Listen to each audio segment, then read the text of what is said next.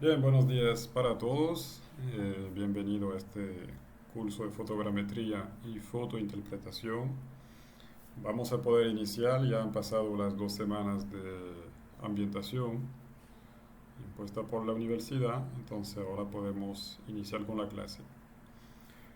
Esa clase, como ustedes ven, abarca dos temas que son complementarios, que son la fotointerpretación de fotografías aéreas o imágenes satelitales y la fotogrametría, que se realiza mayormente sobre fotografías aéreas, que sean de aviones o de drones. Se pueden hacer también con satélite. De hecho, se pueden hacer con satélites sobre la Tierra y sobre otros planetas. Se ha usado, pero es menos común y veremos que tiene que ver con un tema de geometría, ¿no? De cómo poder captar el territorio desde dos puntos de vista bastante diferentes para poder ver diferencias en las imágenes. Algo que es difícil de hacer con un satélite. Bien. ¿Por qué esta materia de fotointerpretación y fotogrametría está en el pensum de su carrera? Básicamente porque la fotogrametría permite recolectar informaciones base que usamos luego en la producción cartográfica. Es decir, que gracias a la fotogrametría podemos, por ejemplo, realizar modelos digitales de terreno, que ustedes han visto con QGIS, trabajamos con SRTM, pero tradicionalmente esos modelos se han realizado con la fotogrametría. De hecho, las curvas de nivel que vemos en las hojas topográficas desde, digamos, por ejemplo, sobre este país desde el inicio del siglo XX, se crean en base a la fotogrametría, en base a campañas de vuelos encima del país y en base al procesamiento de esas fotografías aéreas. También con un modelo así, lo que podemos es ortorrectificar las imágenes. Si se acuerdan lo que es, permite, digamos, enderezar los objetos altos de la fotografía para que estén encima de su base, de tal manera que luego podamos digitalizar la información para entrar a un sistema de información geográfica, pero que esa información esté bien ubicada.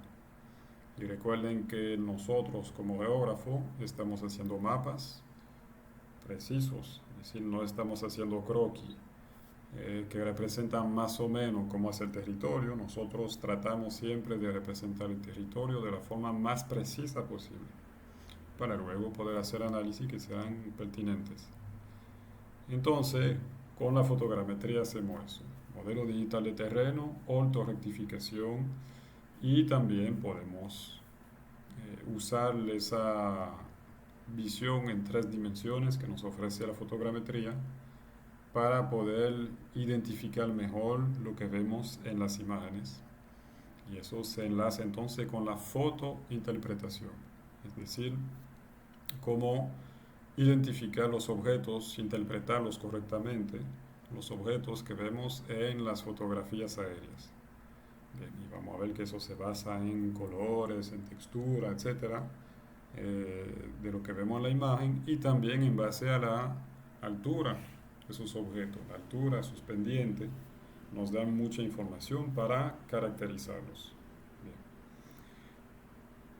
Bien. En esta materia lo que haremos es ver bastante teoría sobre la fotogrametría y la fotointerpretación, menos decir que esta materia tocará eh, de forma muy profunda, más profunda, la fotogrametría, y la fotointerpretación es un capítulo más corto, mucho más corto. Eh, pero bueno, eso es lo que vamos a ver ahora, de tal manera que ustedes puedan producir nuevas informaciones y que luego la puedan usar en un sitio. ¿Por qué no usar simplemente un modelo como SRTM siempre?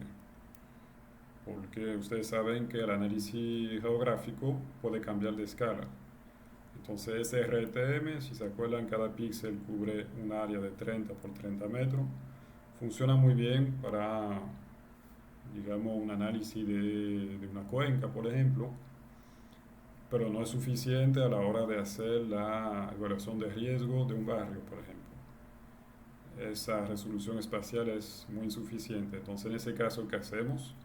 Pues usamos un dron, hoy es lo más común, o usamos un avión para pasar encima de esa zona de interés, captar fotografías y elaborar un modelo digital de superficie o de terreno, veremos cuál es la diferencia, para hacer análisis que sean pertinentes.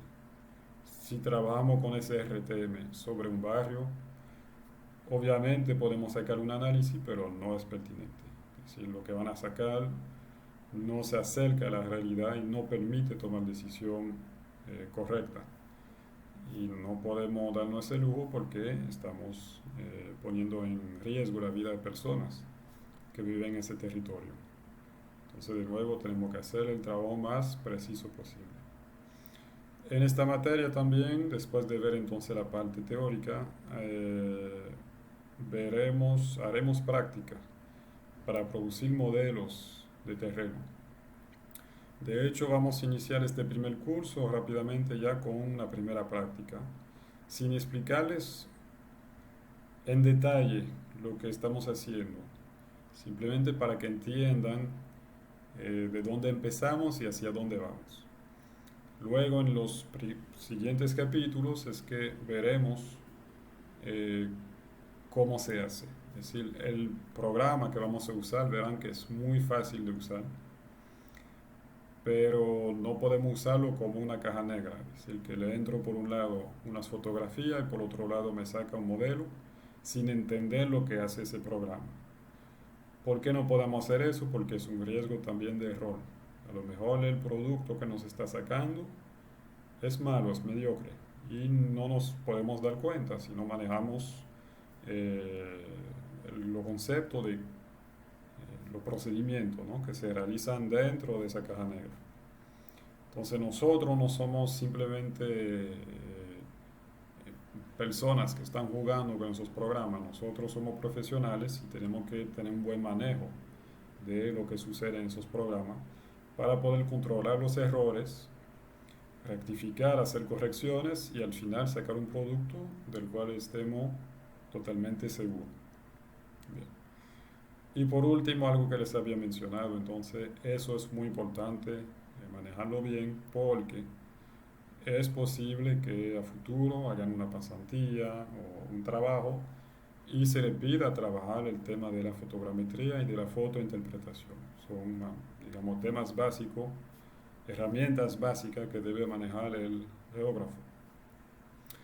Por eso deben de prestar mucha atención. La bibliografía, hay dos manuales que son bastante buenos.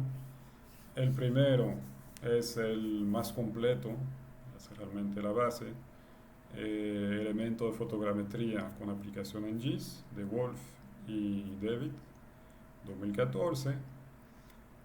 Y el segundo se enfoca más a la fotogrametría digital, es la que usamos ahora, en particular con la fotografía de dron, de Linder. Bien. El primer manual habla bastante de, digamos, toda la parte histórica de la fotogrametría y veremos que la fotogrametría obviamente ha cambiado mucho. Desde una simple interpretación visual, usamos la fotogrametría para hacer mediciones en la fotografía, en las fotografías, pero se basa en la visualización de un operador, de una persona.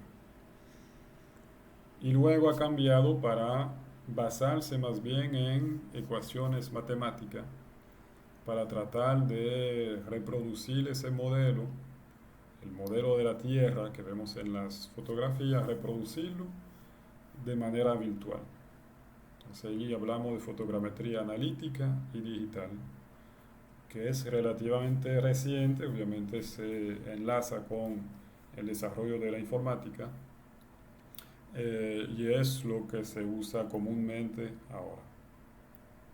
Bien, aquí el programa, entonces sobre la fotogrametría y la fotointerpretación.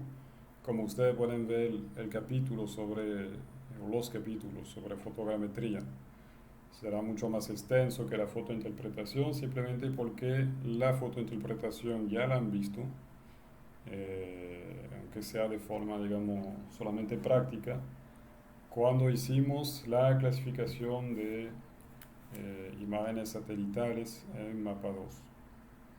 Usamos la fotointerpretación para identificar la vegetación, el agua, las zonas urbanas, etcétera, en la imagen Landsat.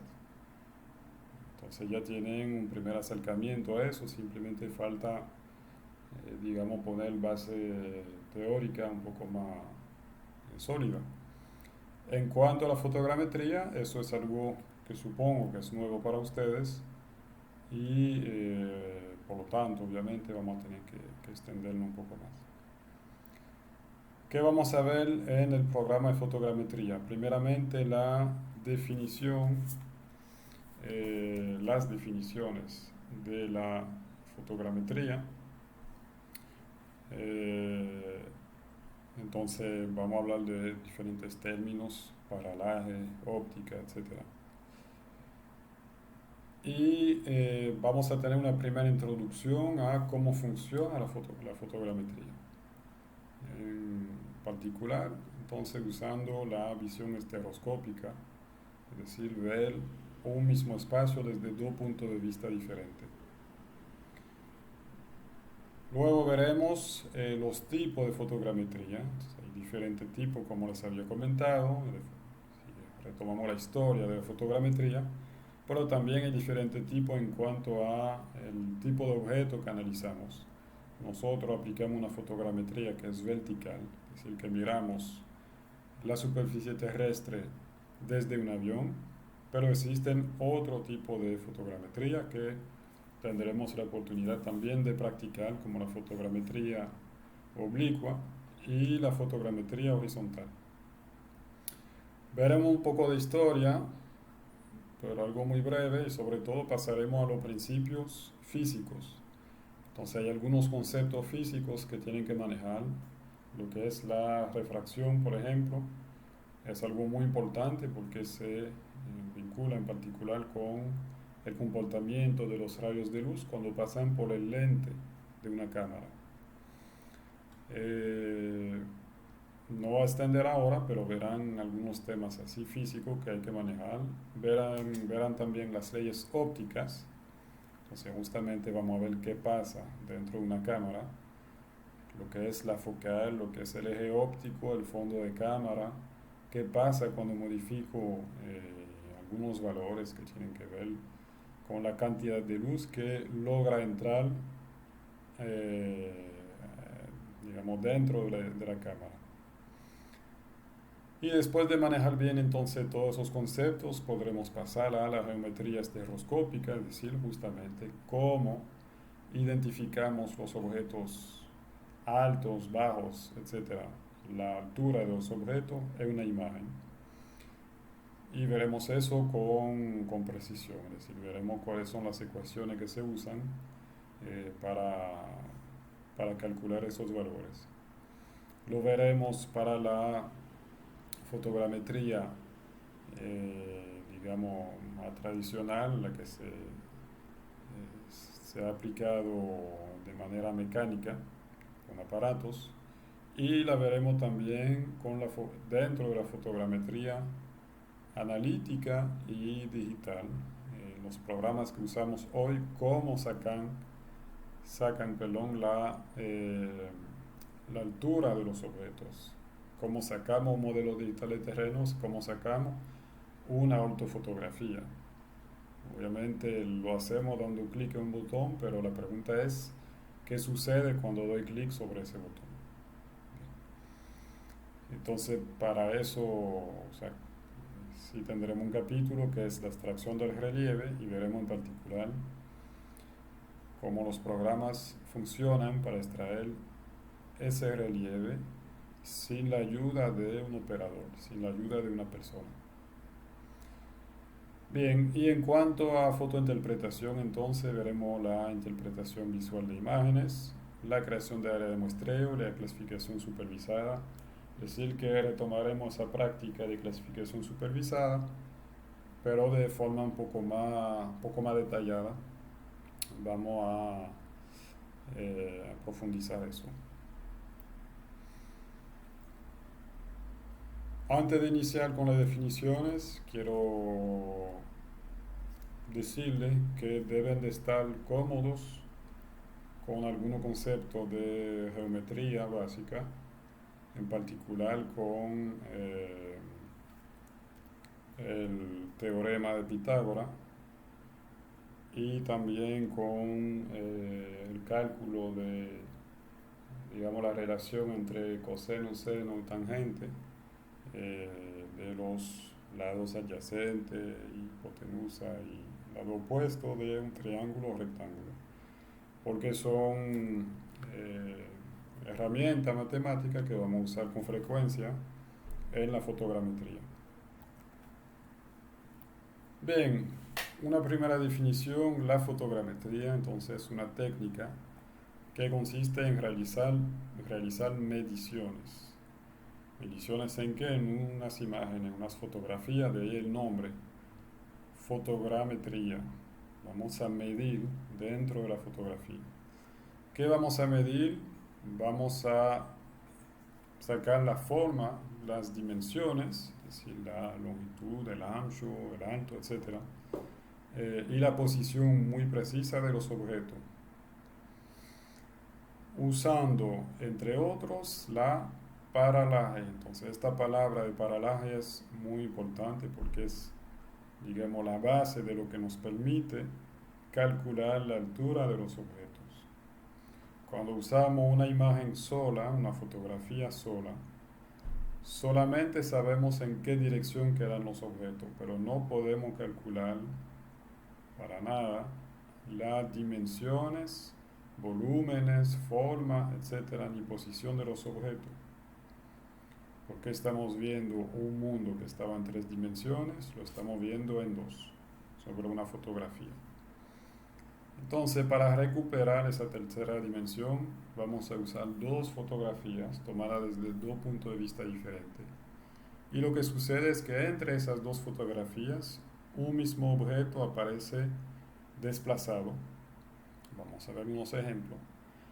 Y es ese desplazamiento que nos da una información sobre la altura del objeto. Un objeto alto aparece muy desplazado en comparación entre la primera fotografía y la segunda fotografía. Un objeto plano va a aparecer sin paralaje o con muy poca paralaje, con poco desplazamiento dentro de la primera imagen y en comparación con la segunda imagen. Entonces, aparalaje significa desplazamiento continuo. Es un efecto de cambio de posición del observador sobre lo que percibe. Puede ser un ángulo, puede ser una distancia, y es algo que nosotros usamos constantemente con nuestros 2 ojos. Tenemos 2 ojos justamente para poder ver la tercera dimensión o reproducir la tercera dimensión en nuestro cerebro. Cada ojo ve una información diferente, una imagen diferente del mundo. Puede hacer la prueba, pueden poner un dedo frente a su cara, mirar ese dedo con un ojo y luego mirar ese mismo dedo con otro ojo. Y verán que ese dedo, primeramente, no están viendo exactamente lo mismo. Con el ojo izquierdo vemos más el lado izquierdo del dedo. Con el ojo derecho veo más otra parte del dedo. Y también el fondo que hay atrás del dedo se mueve. Mejor dicho, mi dedo se mueve en relación con el fondo, con la pared. Todos esos desplazamientos se deben a que mis ojos no están en la misma posición. Entonces tengo 2 puntos de vista diferentes para ver un mismo objeto. Y eso permite al cerebro saber si ese dedo está cerca o lejos de mi cara.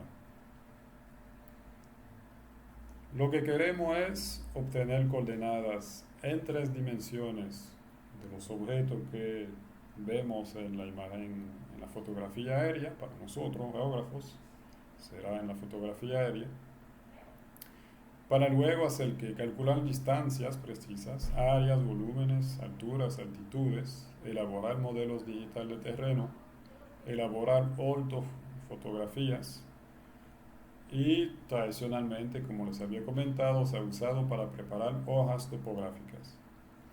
Esa fotogrametría permite obtener informaciones cuantitativas, un volumen, una altura, una distancia, un área, etcétera. Son informaciones cuantitativas y se distingue de la fotointerpretación, que nos permite más bien caracterizar los objetos, es decir, qué son, como habíamos dicho, en base a sus colores, su textura, etcétera, etcétera.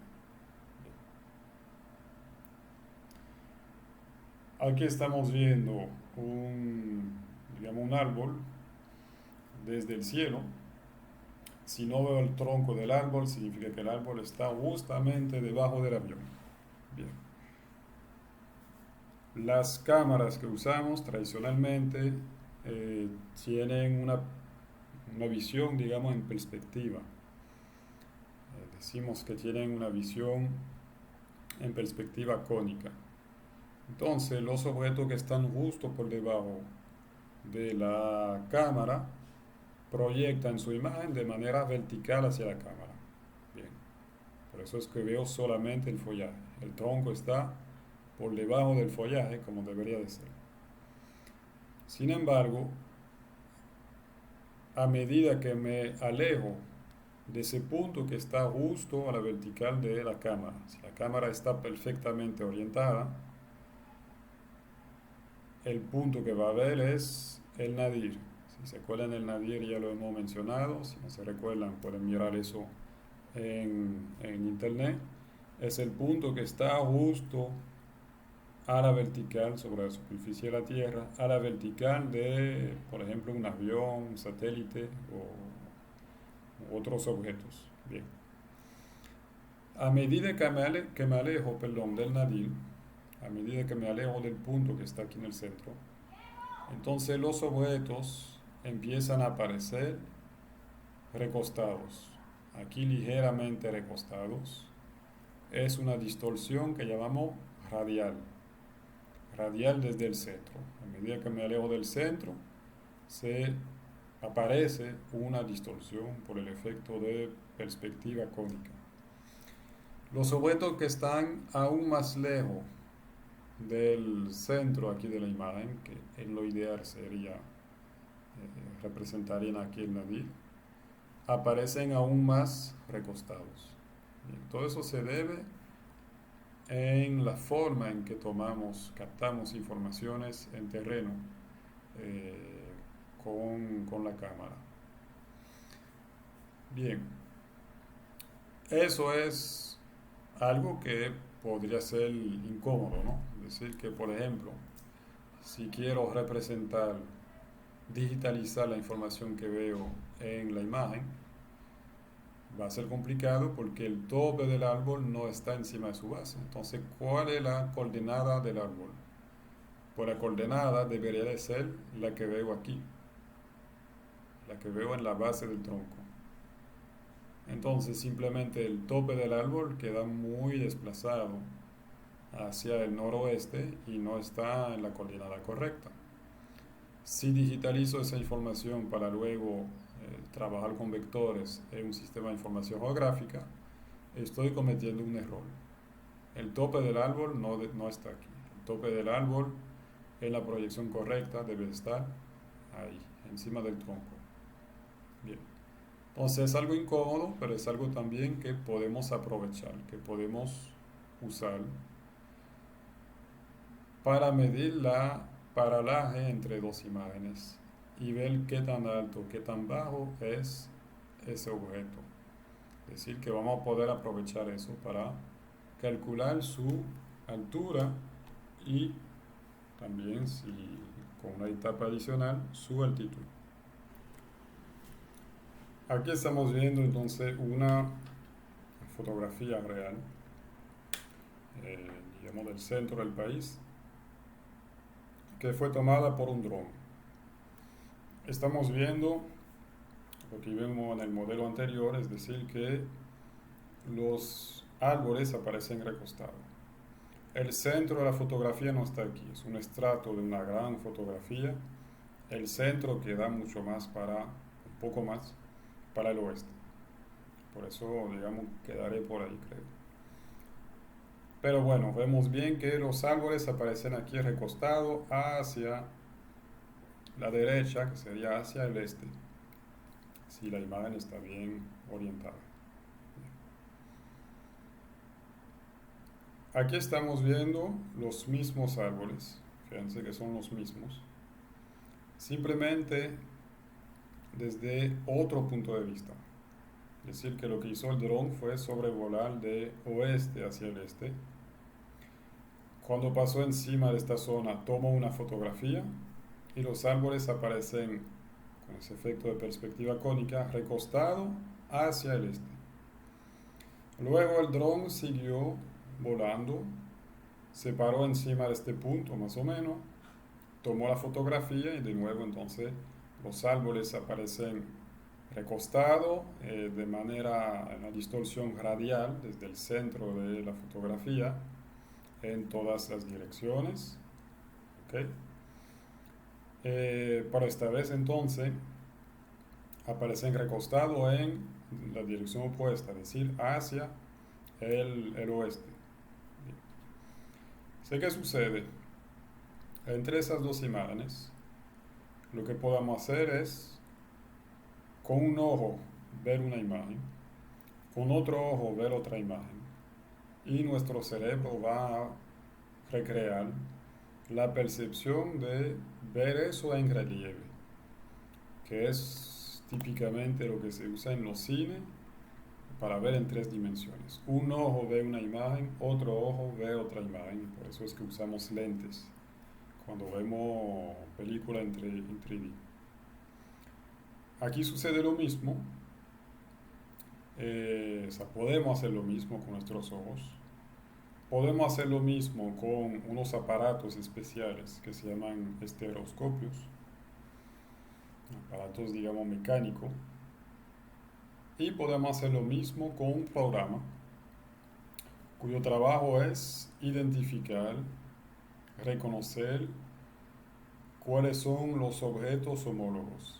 Es decir, este árbol que tengo aquí, ¿cuál es? O sea, ¿cuál es dentro de la primera fotografía? Aquí es la segunda, esta es la primera. Entonces, el trabajo va a ser reconocer los objetos. Por ejemplo, aquí tenemos el mismo árbol. Y luego entonces calcular la diferencia que hay, la paralaje que hay entre el tope de este árbol y el tope de ese mismo árbol visto en la segunda fotografía. Lo mismo vamos a hacer con los demás objetos visibles en la imagen, otros árboles que podemos asociar. Y de esta manera, poco a poco, estamos construyendo un modelo de las alturas de cada uno de esos objetos dentro de la imagen. Obviamente lo estamos haciendo solamente para los objetos que podemos ver en esta y en esta imagen, o sea, en las dos. Es decir, las áreas que podemos ver desde dos puntos de vista diferentes. Bien, esa fotogrametría se basa en fotografía, es decir, un término que significa dibujo con luz, que es la técnica que permite obtener imágenes duraderas debido a la acción de la luz. Esa fotografía nació realmente hace mucho tiempo con el principio de la cámara oscura, que es algo que vamos a ver. Es decir, que simplemente si tenemos una caja, hacemos un hoyito muy pequeñito en esa caja, los rayos de luz del exterior van a dibujar una imagen en el fondo de la caja. Hoy estamos usando lo mismo, el mismo principio, pero en el fondo de esa caja tenemos un material que recibe la luz y imprime una imagen que podremos usar luego, que podremos sacar. Eh, Eso es, digamos, el fijado, o sea, que se fija, perdón, el fijador, es decir, un medio sensible a la luz, o o sea, que es sensible de manera química, que es lo que hacíamos con las películas, o que es sensible de manera electrónica, para convertir esa energía en una señal electrónica y en valor, algo que habíamos visto con los CCD, si se acuerdan, cómo esos CCD conviertan la energía que acumula de los fotones en un conteo digital entre 0 y 255, si está codificado en 8 bits, o mucho más de ahí, si está codificado en 16, 20, etcétera, bits. Esa fotografía entonces es la base de la teledetección, es decir, que estamos detectando informaciones sobre los objetos en tierra sin tocarlos en cualquier parte del mundo, pues potencialmente, y no afectamos esos objetos. Simplemente estamos captando la energía que esos objetos reflejan. Hay técnicas de fotogrametría de manera oblicua, eh, y veremos algunos ejemplos. De hecho, podríamos hacer unas prácticas. Obviamente no la vamos a hacer en terreno por el COVID y porque no tenemos dron, pero buscaremos otra manera de que entiendan cómo funciona ese procedimiento y que lo hagan ustedes en casa. Pero lo más común para nosotros es trabajar con fotografías verticales, aplicar la fotogrametría vertical, basado en un avión, un dron, es decir, un vector que carga la cámara, el sensor. La imagen es la grabación de un terreno que estaba en 3 dimensiones sobre un plano en 2 dimensiones, ¿ok? La fotografía. Y para de nuevo recrear la tercera dimensión, entonces vamos a necesitar 2 imágenes con 2 puntos de vista diferentes, pero que cubran el mismo espacio, el mismo territorio. Eso nos va a permitir matemáticamente recuperar la posición en 3 dimensiones de los objetos, es decir, saber dónde están en planimetría y saber cuál es la altura y altitud de esos objetos. Se toman de manera que haya un solapamiento entre fotografías para formar lo que llamamos entonces pares estereoscópicos. Las dos fotografías que vimos anteriormente son pares estereoscópicos porque permiten ver los mismos objetos desde 2 puntos de vista diferentes. ¿Cómo captamos una imagen?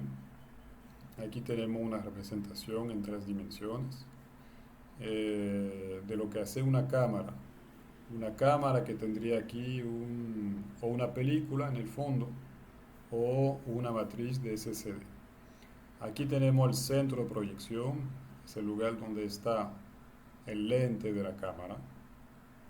Ahí eso se llama el fondo de cámara y ahí es que los rayos de luz imprimen su imagen.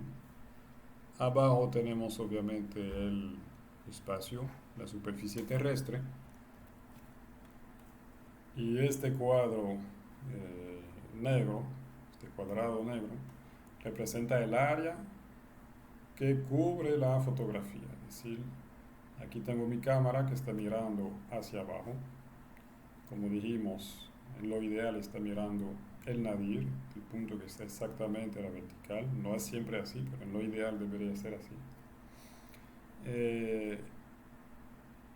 Y entonces todos los objetos que están aquí reflejan la luz del sol en muchas direcciones, pero algunos de los rayos que quedan reflejados volverán a pasar por el lente de la cámara e imprimir su imagen sobre el fondo de cámara. Por ejemplo, aquí tengo en esta esquina un punto A grande, A mayúscula, en la vida real, digamos en terreno. ¿Qué sucede con ese punto A? Recibe los rayos de luz del sol, refleja esos rayos de luz en múltiples direcciones. Y entre todas estas reflexiones, pues entonces va a reflejar también la luz en esta dirección. Pasa por el centro de proyección, el lente de la cámara, y va a seguir su trayectoria para imprimir su imagen aquí en el fondo de cámara, en A pequeño o A minúscula. Es digamos, una norma en fotogrametría, de que los objetos que están en terreno se representan con mayúscula y las imágenes de esos objetos, es decir, la energía que quedó impresa en el fondo de cámara se representan con una letra minúscula. Entonces aquí tenemos el rayo de luz y aquí la impresión de la imagen de A grande, A mayúscula, sobre el fondo de cámara. Lo mismo va a suceder con cualquier objeto que está aquí, en la extensión de la imagen. Esta imagen va a quedar elaborada de manera que llamamos en negativo, es decir, que los elementos van a salir invertidos en la imagen. Entonces, si volteo esta imagen, ese negativo, y lo pongo aquí, tenemos la misma imagen, pero llamamos aquí eso el positivo. Entonces, simplemente para explicarle por qué tenemos esto representado aquí, es esta misma imagen, pero volteada de tal manera que ahora vemos digamos la imagen correcta como sale al final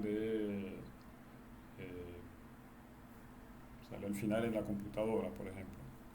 El punto A minúscula aquí en el positivo debe salir del mismo lado que el A mayúsculo, es decir, debe salir en esta esquinita. Si ustedes se fijan, en el negativo sale en la esquina opuesta, sale invertido. Dentro de esa imagen que llamamos el positivo, la imagen final, en el centro tenemos algo que llamamos el punto principal, que es el punto de referencia. Y hacia la derecha aquí tenemos el eje X y hacia arriba el eje Y. Simplemente por cada píxel de la imagen o cada objeto en la imagen, cuando hablamos de una imagen que fue realizada por película, pues vamos a poder darle una coordenada dentro de la imagen. Bien, por ejemplo aquí, esta esquinita, o vamos a volver a la esquina del punto A que quedaría aquí, tendría un valor X positivo, por ejemplo 100, y un valor Y negativo, menos 100. Eso es importante porque ubicar los objetos en las coordenadas de la imagen es algo que vamos a necesitar para poder identificar dónde llegó el rayo de luz y poder empezar a calcular la paralaje entre dos imágenes. Bien. No voy a volver sobre eso por ahora, eso lo veremos mucho más para adelante cuando lleguemos a la geometría estereoscópica. Pues bueno, simplemente para, digamos, sentar un poco las bases. Por último, de ese color rosado tenemos el eje óptico, que es algo que tiene que ver con el lente de la cámara. Y los rayos de luz que siguen ese eje óptico son los únicos que no quedan distorsionados. Pasan por el centro del positivo y por el centro del negativo. Es decir, un punto que está por debajo del eje óptico imprime su imagen siempre en el centro del positivo y del negativo si la cámara está bien calibrada, que vamos a ver que es otro tema. Otra forma de ver las cosas, entonces, ahí lo vimos con una sola imagen. Vamos a ver qué sucede para nosotros poder percibir de nuevo la tercera dimensión. Aquí tengo un terreno, una superficie terrestre, algunos objetos, aquí el suelo, simplemente aquí una casa con su techo y aquí un pequeño bosque. Los rayos incidente de la luz solar impactan con todos esos objetos. Por eso es que los vemos. Esos objetos, en función del tipo de superficie, generalmente tienen una superficie relativamente rugosa, van a reflejar la luz en múltiples direcciones. Si por ejemplo el tope de este árbol refleja la luz solar en la dirección opuesta a la incidencia aquí de la dirección de incidencia de los rayos, eh, también siguiendo este ángulo vertical, también para atrás, etcétera. Los refleja en muchas direcciones. Por eso es que dos observadores diferentes ven el bosque verde. Cuando ustedes ven un bosque verde, también sus amigos que están al lado ven el bosque verde, porque todo el mundo se está aprovechando un poquito de la reflexión de la luz solar. Esa reflexión, si se acuerdan, depende también de la característica de los objetos, lo que relacionamos con la firma espectral y nos permite discriminar, separar bien los objetos. En función de eso, hay objetos que absorben ciertos colores y reflejan otros. Bueno, lo que nos interesa aquí es esa reflexión en múltiples direcciones, porque significa que de todos los rayos que quedaron reflejados, algunos van a pasar por este punto. Aquí está mi cámara, es una representación esquemática de una cámara. Aquí está de nuevo el centro de proyección, es decir, aquí el lente de la cámara, y aquí el fondo de cámara, donde está la película o la matriz de CCD. Los rayos entonces de la casa, de los árboles, del suelo, etc., algunos van a pasar, van a seguir exactamente la dirección correcta y van a pasar por el lente. Van a seguir entonces la misma trayectoria dentro de la cámara hasta impactar aquí con el fondo de cámara. Aquí estamos viendo el fondo de cámara en corte. ¿Okay? Pero si volvemos para atrás, ese fondo de cámara, ustedes entienden que tiene una forma generalmente cuadrada o rectangular. Entonces, ¿qué va a suceder? Si vemos ese corte aquí, lo volteamos, lo aplanamos, vemos lo que capta la matriz de CCD, por ejemplo, eso es lo que va a captar. Va a captar que un píxel logró a recibir la energía del suelo. Entonces lo que va a ver es suelo. En otro píxel más hacia aquí a la derecha va a captar la energía de el tope del bosque. Entonces se va a imprimir la imagen del tope del bosque en la matriz de CCD. Y aquí lo mismo con el tope de la casa. Bien. Eso es la imagen entonces que tenemos al final, con una sola fotografía. Eso es lo que vamos a percibir. Si pongo dos imágenes, entonces aquí tengo la imagen 1, aquí la imagen 2. Los objetos no se han movido, están en la misma configuración. La cámara 2, ¿qué va a captar? También va a recibir algunos rayos de luz. ¿Okay? Por ejemplo, la casa aquí reflejó la luz en múltiples direcciones. Un rayo pasó por el lente de la cámara 1, otro rayo pasó por el lente de la cámara 2. Ese rayo entonces va a quedar impreso, se va a imprimir su energía en el fondo de cámara. Fíjense que queda impreso en otra posición. En la cámara 1 estaba cerca del centro aquí de la imagen. En la cámara 2 queda en una esquinita. En la cámara 1 estaba cerca del centro, en la cámara 2 queda en una esquinita. Lo mismo sucede con el bosque, imprime su imagen pero en otro lugar. Y con el suelo, imprime su imagen en otro lugar. Entonces tenemos dos imágenes que cubren el mismo espacio, es decir, ese espacio que está aquí está dentro de la extensión de la imagen 2 y está dentro de la extensión de la imagen 1. Ese pedazo de suelo no, está solamente en la extensión de la imagen 1, pero la imagen 2 no lo ve, no llega hasta ahí. Para esos objetos que están aquí en el centro, sí tenemos dos imágenes diferentes, tomadas desde dos puntos de vista diferentes. Vamos entonces a poder, eh, digamos, aprovechar la geometría estereoscópica y crear de nuevo un modelo eh, sobre la altura de esos objetos. ¿Cómo hacemos esto? Ahora tengo mis dos imágenes solamente. Estamos en la computadora o estamos con un aparato mecánico, el estereoscopio. Ya no sabemos cuál era la forma del terreno.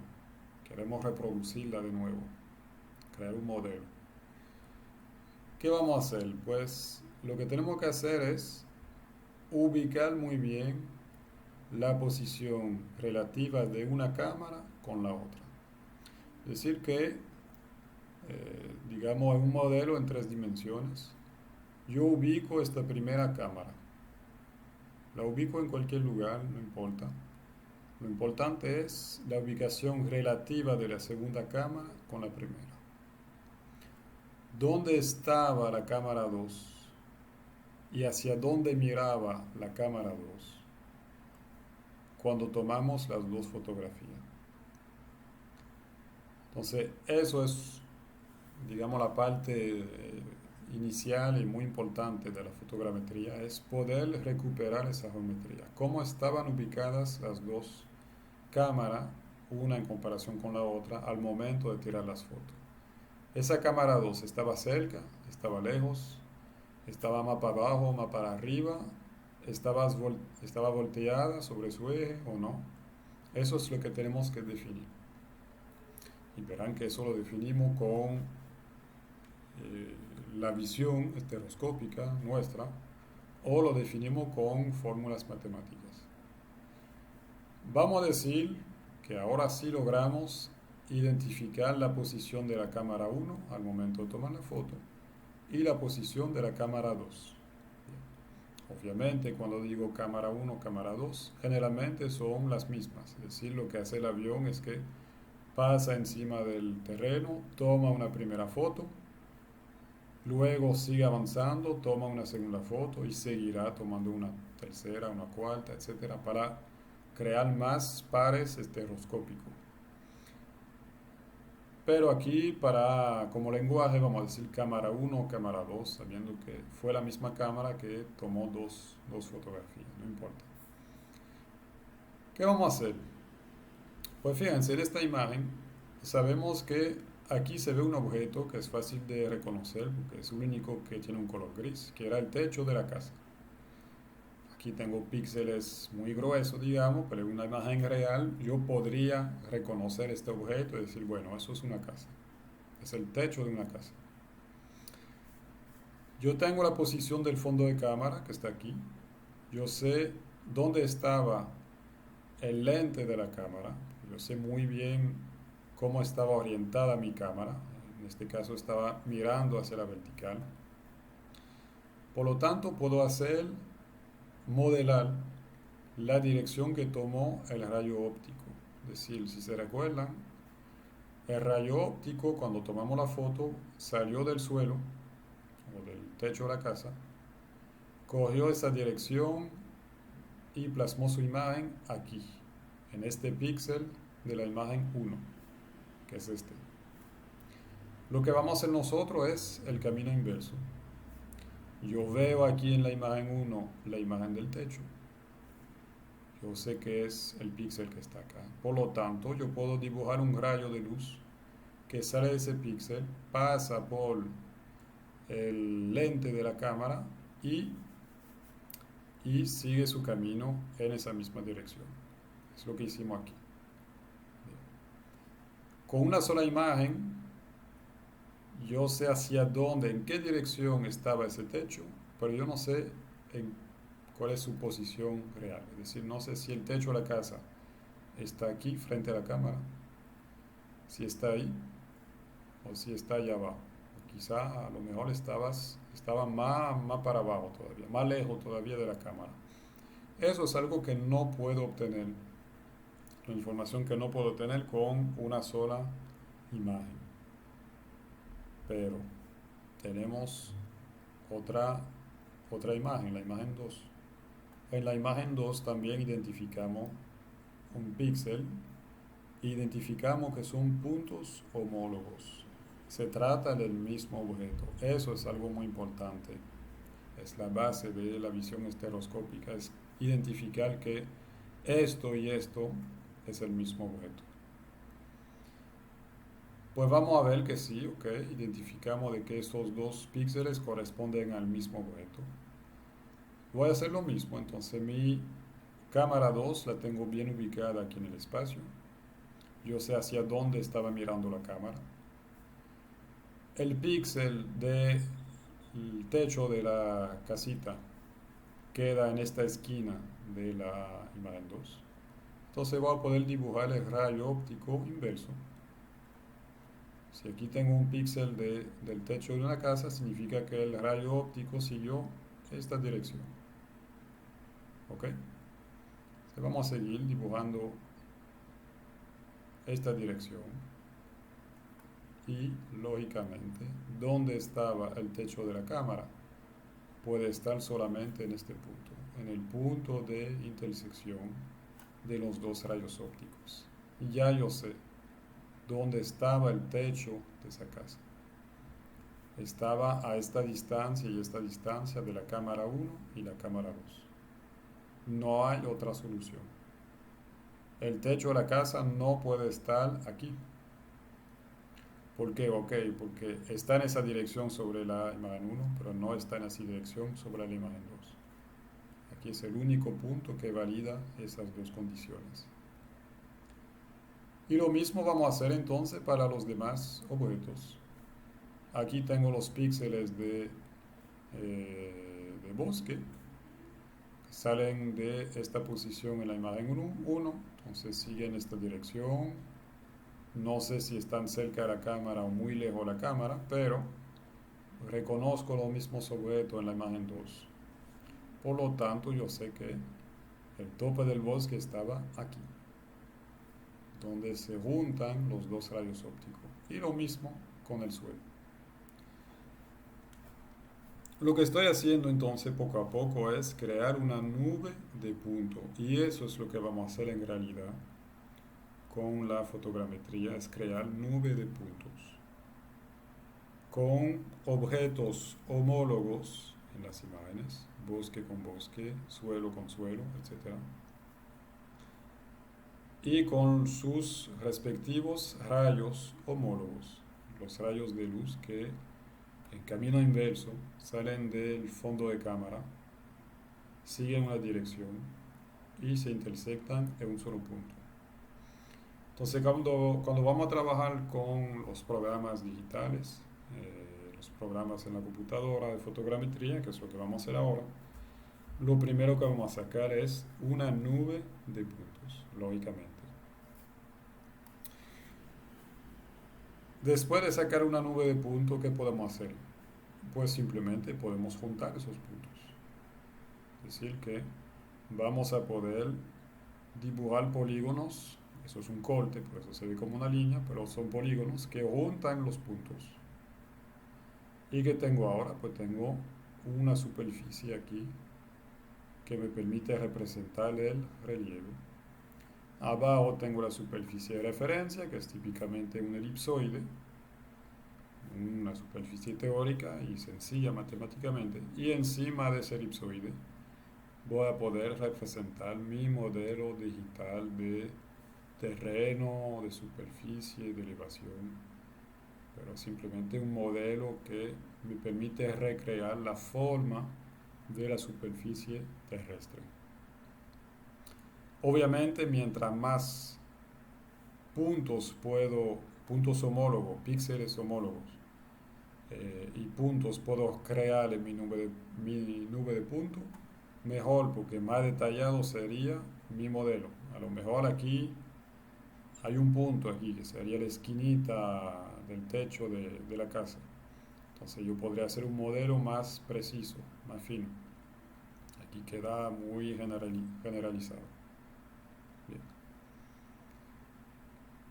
Pero bueno, ya vieron entonces tienen una primera idea de cómo se forma, se representa el relieve con esa técnica.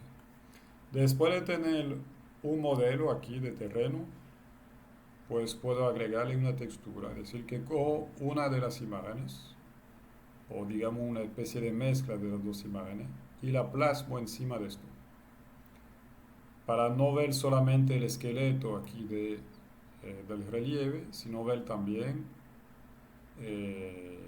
los colores de los objetos encima de ese modelo en 3 dimensiones. Bien, eso es algo que vamos a hacer ahora con el programa PhotoScan. Entonces ustedes van a abrir su programa PhotoScan, Agisoft PhotoScan.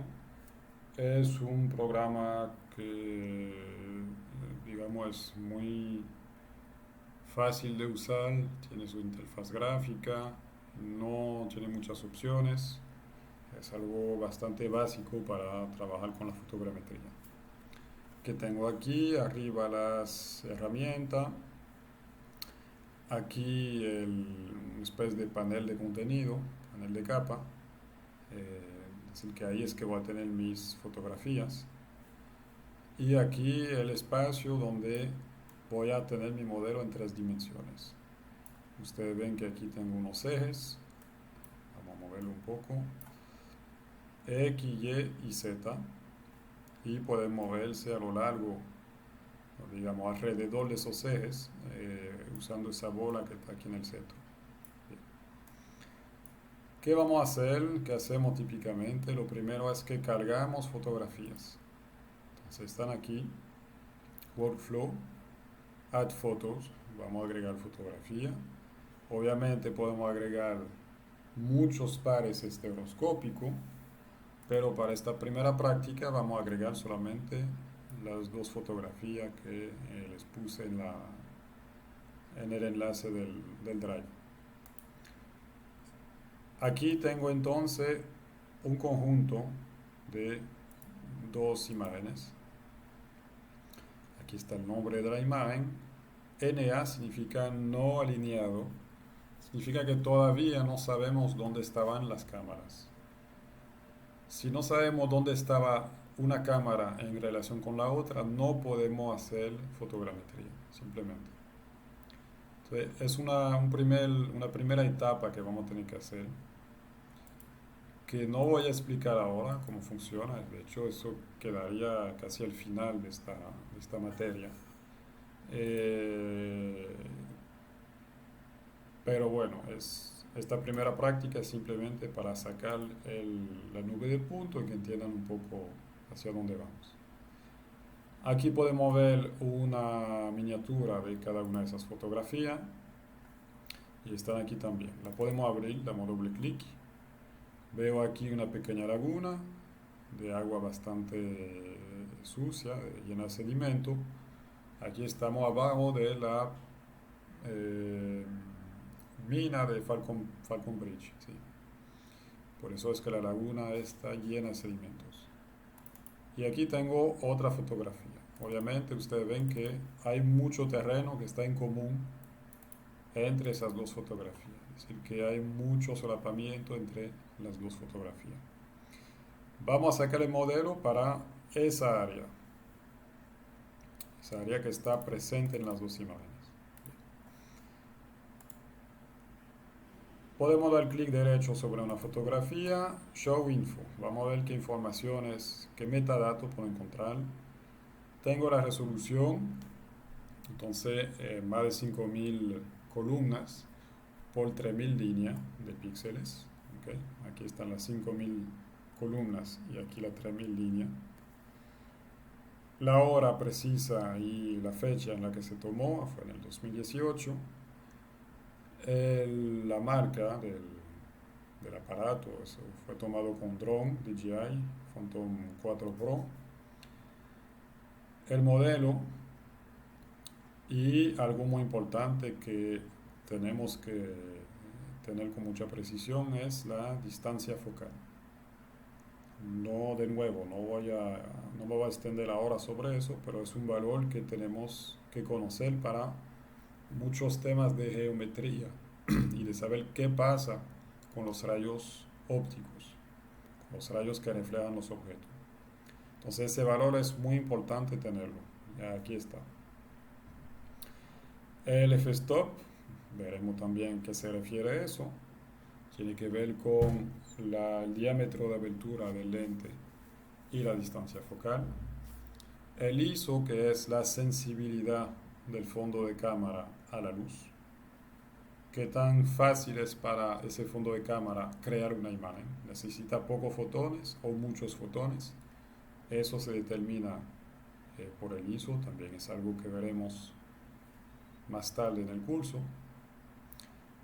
El shutter, que es la velocidad en la que se ha abierto y cerrado el diafragma de la cámara.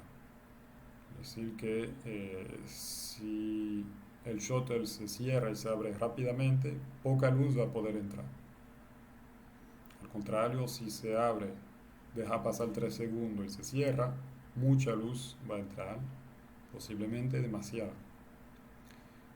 Y aquí una equivalencia de la distancia focal en 35 milímetros no es algo que vamos a usar. Bien.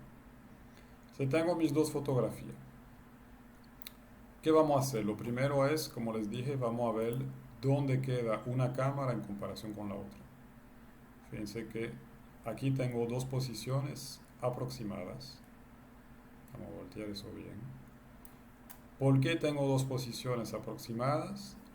Porque esas fotos tienen en su metadato unas coordenadas de latitud, longitud y altitud. Entonces sabemos que la primera fue esta, 61. El dron siguió hacia el oeste y tomó la segunda fotografía.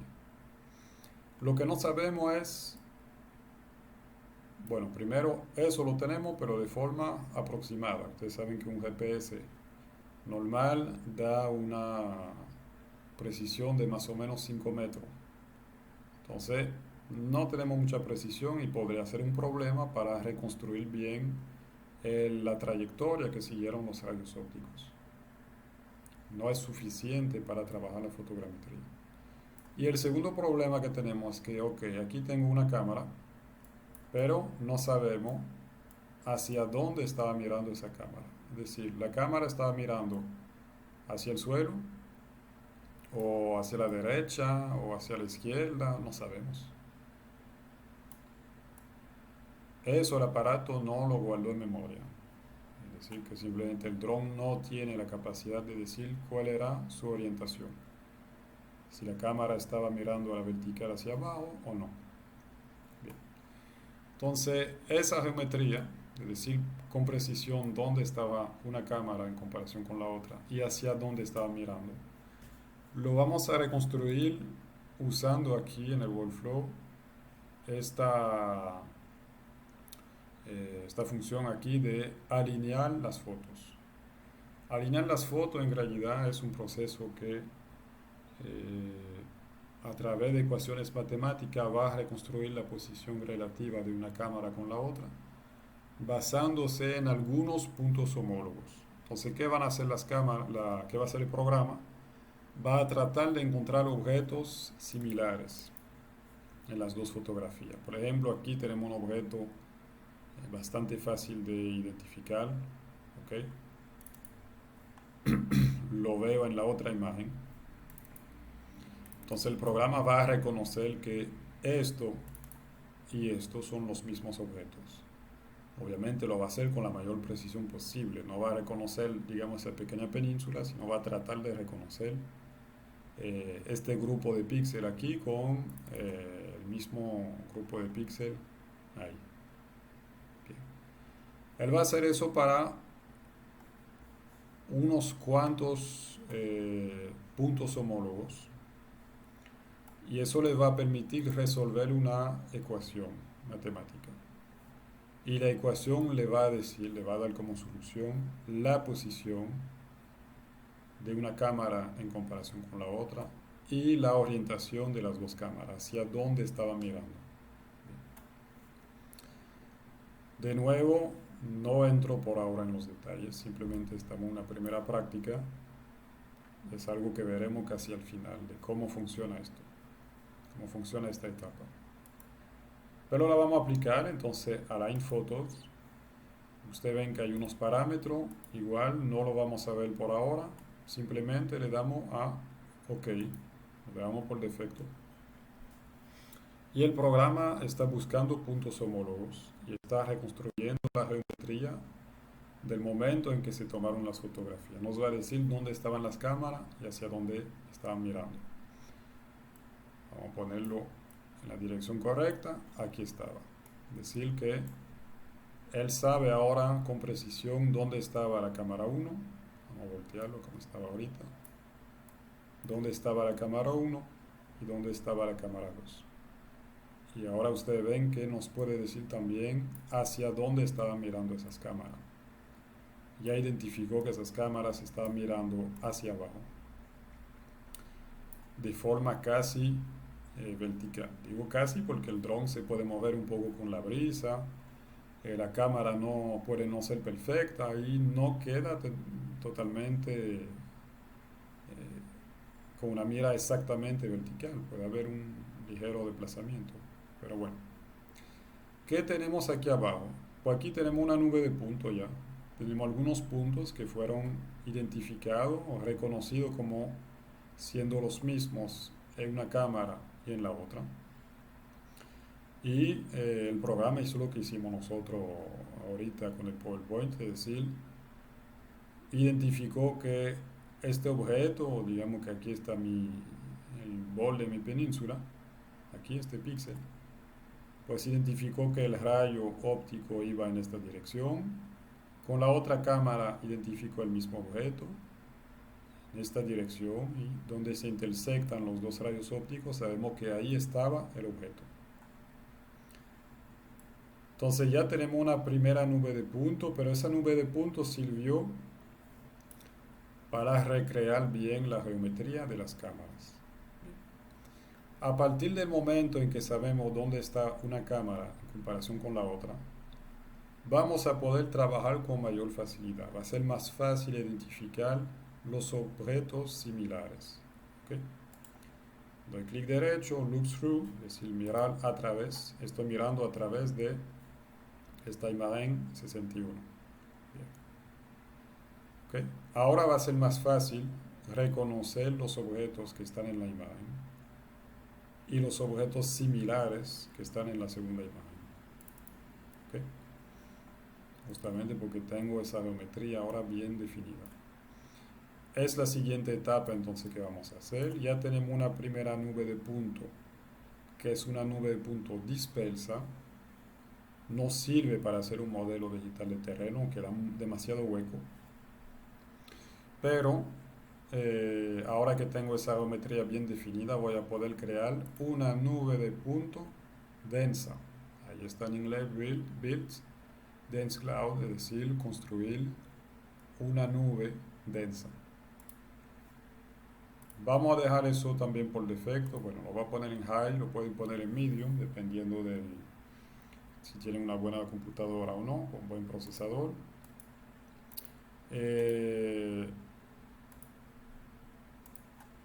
Ustedes pueden dejar eso por defecto. Estoy cambiando esos valores porque lo había modificado. Pero lo pueden dejar por defecto y damos clic en OK. Entonces ahora el programa va a tratar de identificar todos los objetos similares entre las dos imágenes para tratar de crear una nube de puntos con muchos puntos, con más puntos posibles. Aquí está el resultado, le doy doble clic, tengo mi nube de punto densa, ustedes ven que son muchos. Y por último vamos a poder conectar todos esos puntos. Es decir, vamos a poder crear una malla. Entonces, abro aquí Build Mesh, construir malla. Entonces, ahora que tenemos la ventanilla abierta, lo que vamos a hacer es definir sobre qué nube de punto vamos a crear la malla. O sea, y es importante asegurarse de que en Source Data tengan la variable dense cloud, nube densa. No la primera, la nube dispersa, que es la que creamos para orientar bien las cámaras, simplemente porque no hay suficiente punto para hacer un buen modelo. Pueden hacer un modelo, pero quedaría muy generalizado. Entonces, seleccionamos aquí Dense Cloud, si lo tienen por defecto así lo pueden dejar, y damos clic en OK. Va a tomar unos segundos en formarse el modelo. Todo depende de la capacidad de la computadora. Pongo esto en pausa en mi caso y vuelvo ahora. Bueno, fue bastante rápido. Ya tenemos el modelo. Si nos acercamos, ustedes ven que no estamos viendo realmente la fotografía. Simplemente estamos viendo pequeños polígonos, son triángulos. Y encima de ese triángulo se asignó el color que tenía el punto. Uno de los puntos que se usaron eh, como vértices aquí de la malla. Vamos a quitar esto para ver o sea, ese efecto que se agregó, para ver realmente la estructura, digamos el esqueleto de esto. Aquí donde dice Shaded vamos a seleccionar Wireframe y ahí estamos viendo realmente cómo se ha formado ese modelo. Es decir, que donde tengo puntos, tenía puntos, o sea, puntos de la nube de puntos, y se han conectado esos puntos de los cuales estamos seguros, conocemos bien sus coordenadas, inclusive su altura o altitud, y vamos a conectar entonces esos puntos con unos triángulos y ahí se forma un nuevo polígono. Eso es algo que se hizo sobre todo ese espacio. Bien. Entonces lo puedo representar con los polígonos llenos de un solo color que está aquí. Ese color de hecho lo puedo hasta modificar. Damos clic aquí en el modelo 3D y cambiamos el color. Podemos coger uno cualquiera, no importa.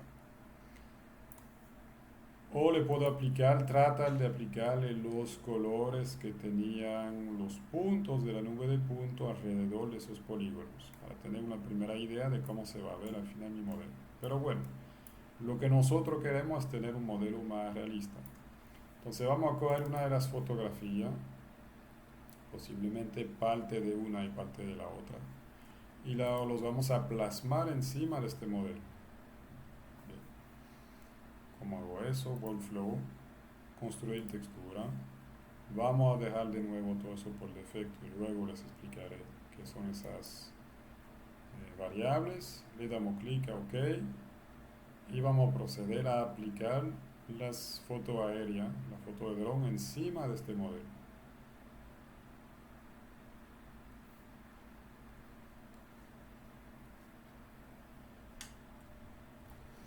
Ya terminó, no ven ningún cambio, simplemente es que debemos seleccionar esta opción aquí, texturizado. Y ahora sí tengo mi modelo en 3 dimensiones con los píxeles de las fotos que teníamos anteriormente. Bien. El modelo ha funcionado bastante bien. Puede haber errores, obviamente puede haber distorsión aquí, sobre todo en el borde de la imagen, eso es normal, se puede eliminar ese borde. Y puede haber cosas ilógicas, ¿no? Si, por ejemplo, el agua aquí, con toda lógica, el agua debe ser perfectamente plana. Entonces, si veo que hay pequeñas irregularidades, eso se puede corregir a mano después. Puedo seleccionar esos puntos, eliminarlo y hacerle entender al programa que todo eso debe ser perfectamente plano. Bien. Ya tiene un primer modelo. Vamos ahora a exportarlo, ese modelo. Se puede exportar en diferentes formatos que se usan en programas así que manejan modelos en tres dimensiones, como MeshLab, lo podríamos empezar a convertir como una especie de modelo digital en terreno, pero todavía esto, fíjense que no está georreferenciado. Entonces eso no sabemos, digamos, la computadora no sabe qué tamaño tiene, si es algo grande o pequeño, si es una miniatura o si es un lago de 50 kilómetros de ancho, no se puede saber todavía. Y tampoco sabemos dónde queda eso, en China, en Rusia, no sabemos. Entonces por eso no se podría usar todavía en un sistema de información geográfica, tendríamos que georreferenciar este modelo primero. Lo que podemos hacer ahora es exportar eso como un PDF para compartirlo y usarlo en presentaciones, etcétera, etcétera. Para eso vamos a File,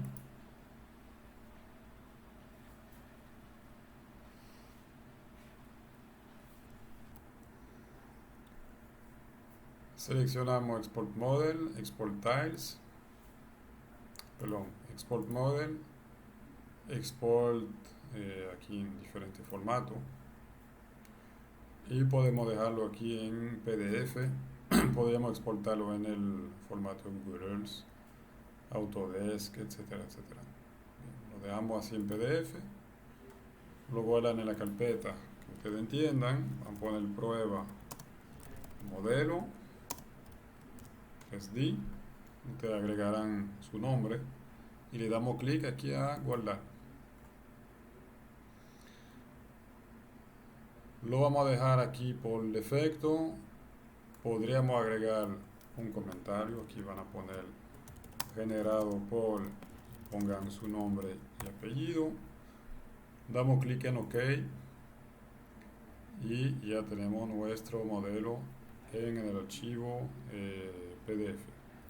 Si busco ese archivo, está acá, prueba modelo, lo abrimos. Es posible que tenga un mensaje aquí de error o que le solicite algo.